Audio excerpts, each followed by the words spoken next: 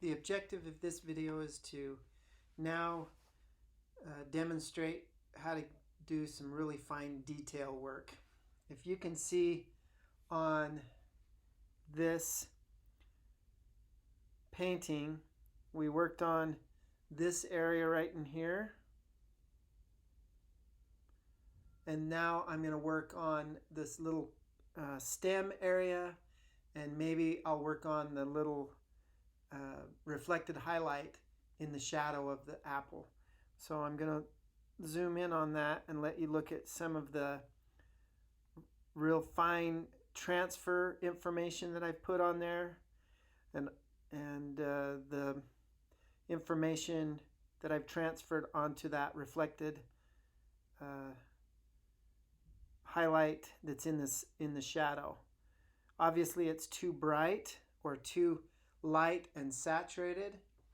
So if you look at it and you compare it to the two, so this is the reference and this is the painting.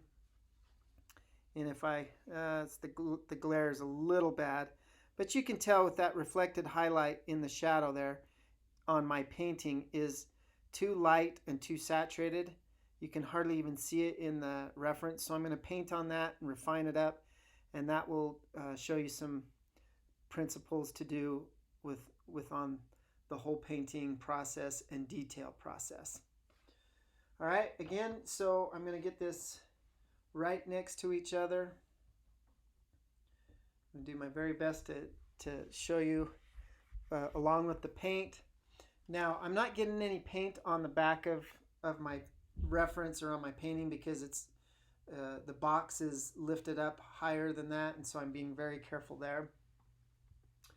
But I'm going to pick two really small brushes. These are number 6s of those Princetons that are on the material list, and then there's my blending brushes, and then I'm going to use this old brush that's soft and clean as a blending brush that will get in there and blend some of the smaller areas that I'm going to be painting in. All right, so same principle. I'm gonna mix some colors with two brushes. I'm gonna start on this area right in here, and obviously it's gonna start out with a pretty dark value, and I've got actually three different greens, and this is a Viridian green. So it's a cool. I'm going to lighten the value just a little bit there. And then I've got a sap green, which is a warm. And then a permanent green, which is a kind of a warm, kind of a middle value green. It's kind of right in the middle, actually, between a warm and a cool. So now there is a little bit of reflected warmth in there, and so I'm gonna mix up a couple of different pools of paint here, and just like before, I'll mix a color up and try to get it as close as I can, and then I'll use the acetate and get it really close. There might even be, I'm gonna start playing around with some really cool blue greens because I know it's in the shadow. I'm checking values. I know that I won't be able to fine tune this until I put the acetate on the reference and really start to paint on top of that and try to dial in those colors. So that's what I'm doing right now, is I'm putting the acetate on top of the photo reference, and I'm going to try to figure out some of those colors right in there around that highlight. All right, so I've got several different versions. I'm going to warm one version up just a little bit more.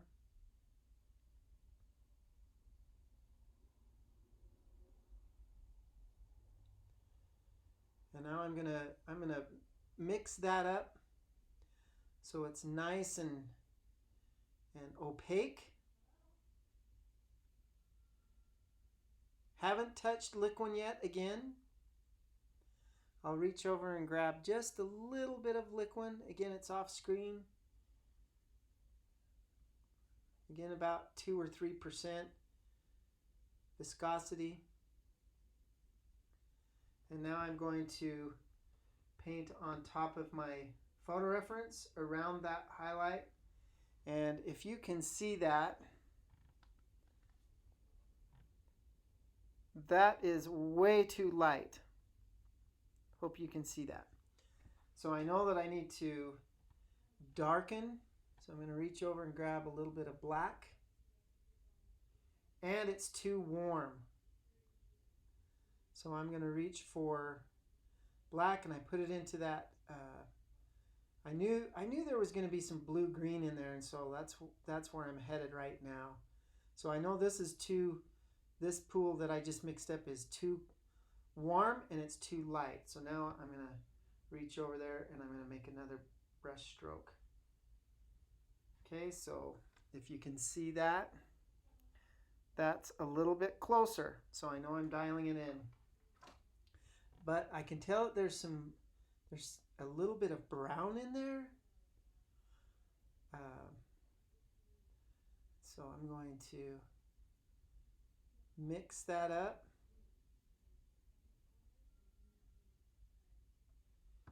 And it's a little, because it's a local color green, or the actual skin color in that shadow is green, I know that I'm going to have to dial that into blue-green with a little bit of warmth in it. So I just put a couple of brush strokes right next to it. You can see that first initial brush stroke, and it was really light and really warm. And now the ones that are next to it are the right value, and now I'm just dialing in the temperature and the color of it.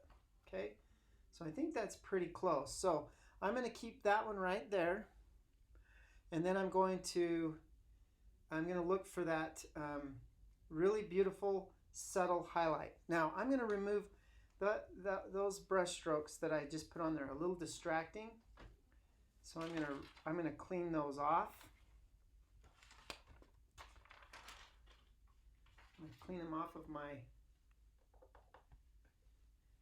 my acetate from my reference, so it's not distracting me and confusing me when I'm mixing colors. So now what I'm going to do is I'm going to mix that real subtle reflected highlight that's in the shadow of that apple. And that's a really small detail. I would say those subtleties right in there are comparable to some of the subtleties that are up in this area. And so if I can get that and demonstrate that for you, you should be able to apply these same principles to all of the other little subtle details in your guys's imagery. So I'm going to start with, I know it's not going to be that light, but I know it's kind of a really cool blue green, more on the blue side. So I'm going to reach for that viridian green color, and then a cobalt blue color, and then I'm going to start to dial that down in value just a little bit. There's a little bit of that blue, that ultramarine blue that I just added is too red, so I'm going to have to counter that with some viridian green. And then I'm going, see how I've mixed these two colors right next to each other. So now I'm going to start to mix and build that bridge in between the two colors. Haven't touched liquid yet. I just reached over and just barely grabbed a little bit of liquid. Again, it's probably 90 to 95% paint and 5% liquid. And now I'm going to paint on top to see if that color is even close. So if you just look at what I just painted, that's way too light. Way too light and way too saturated for that reflected little highlight. So I'm going to set that down. And when I'm mixing, it looked really beautiful and close to the colors that I have been. But if I didn't have this acetate and I didn't paint on top of the acetate over the photo reference, I would have been way off. So that's what I'm teaching you, is to be very accurate. So I'm going to reach down in there and I'm going to grab a little bit more of that color. And I still think it's going to be too light. Okay, so there's that little reflected highlight that I put on there again. It's closer, but it's still way too light. So my eye is getting tricked by the real subtle. So when I erase that and I show you that, you can tell that it's so subtle, and I've got to get a lot closer. So I'm gonna mix up a new color now, right off the side of that, because I know that it's so subtle that it's not even as close as that one and that color right there. So I'm gonna start fresh, and I'm going to mix a more subtle and a more dark value cool that's going to go in there as that reflected highlight in the shadow. So you can see that this is going to take, these fine details are going to take a lot more time. So here I go, get that over where you can see it.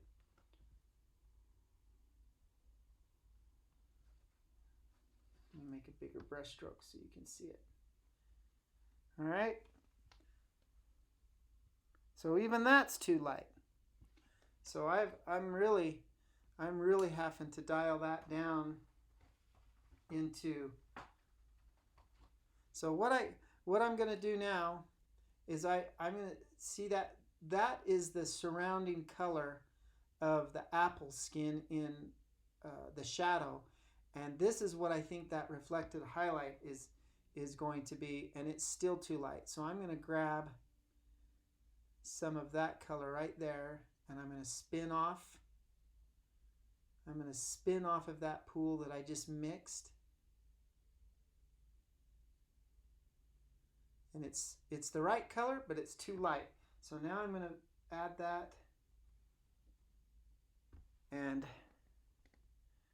there, it's starting to dial in. So if you can see that, now it's really close, and that's what I'm going to go with. So there's my brush loaded with the apple skin color in shadow, and there I had to mix those two together to get that highlight. So now I'm going to clean off my acetate. I'm going to set the acetate aside. I'm going to put my photo reference right there, and then I'm going to put my painting right next to it. And now I'm going to start painting that beautiful color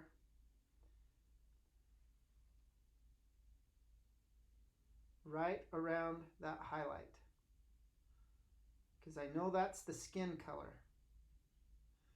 And it's the exact same principle that I just got done showing you about painting that opaque paint over the lay-in and blending. So there's the skin color. Now I'm going to reach for the highlight, reflected light. I'm looking at my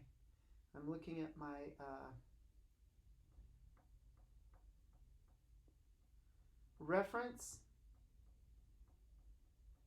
and it's kind of spread out there, and it's very subtle.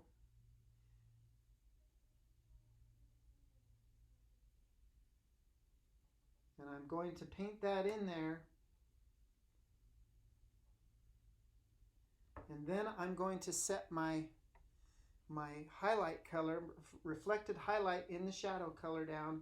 And now I'm going to take that skin color in the shadow color and I'm going to start to blend on top of that.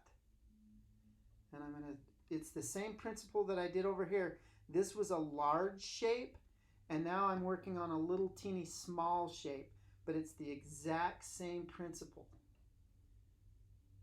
All right, so I'm blending. Now this existing color or shadow color that's on the apple right now is dry. So I'm actually painting wet on dry right now. And because the value and temperatures are so close, it's blending beautifully. So now I just am blending into that color that I just got done applying from the highlight. And I'll now start to blend that just a little bit more. Okay, so now I'm to a point where I'm going to try to get the exact same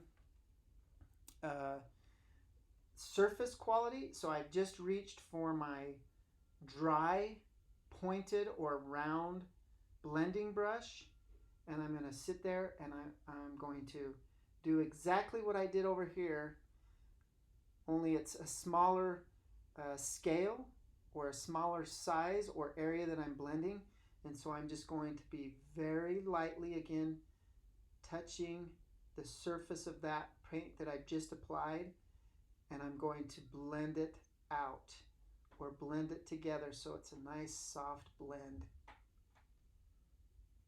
Okay, so I'm working in a little tiny area about the size of a dime or a penny. And because I'm working in a small area and doing some small detail work, that's about as far as I'll go with that. Now, I know that the gradations and the colors, as I get a little bit further away from that area where I'm just painting, I know that's going to change. So I'm going to stop right there. I'm going to move my painting again. And then I'm going to clean my brush away. My blending brush, I'm going to clean away from the painting so those particles don't get on there and become a nuisance and a distraction. So now that little pointed round blending brush is now clean and ready to blend again. So I'm going to set that off to the side.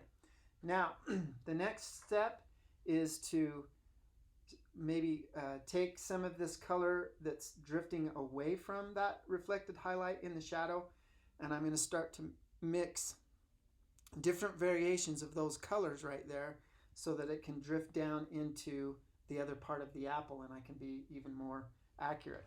So before I do that, I just wanted to show you, and I hope you took notice of what that reflected highlight looked like before and now what it looks like now. It's more accurate. So let me get the